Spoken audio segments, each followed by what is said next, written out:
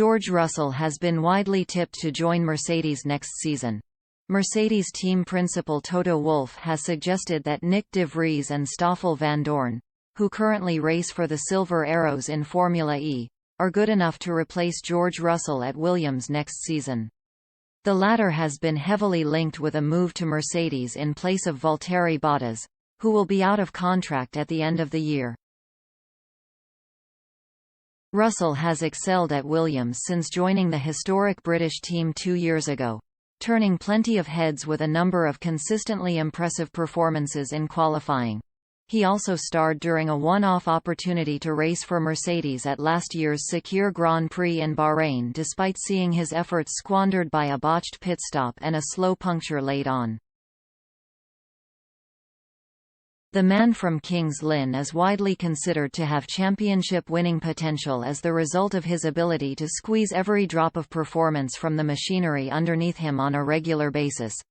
Although he has been contracted to Williams since 2019, Russell is still a Mercedes junior driver and has been tipped by many to receive the call-up to race alongside Lewis Hamilton next season.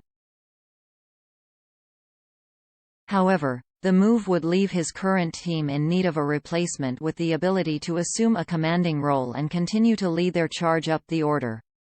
Wolff, who will decide whether or not to hand Russell a race seat at Mercedes between now and next year, has suggested that de Vries or Vandoorne could be more than capable of filling the potential vacancy at Williams. The duo have impressed in Formula E as Silver Arrows teammates, and although Wolff is delighted with the pairing, he told Autosport that he would not prevent either man from taking up any opportunities to land an F1 drive in the near future. Both drivers have the talent and the work ethic and the intelligence to be in Formula One, said the Mercedes boss. Both of them won the most important junior series, Formula 2, formerly GP2 series. Stoffel was thrown in a situation with McLaren that was difficult to handle back in the day. They both deserve to be Formula One, and I would very much hope they can find their way back.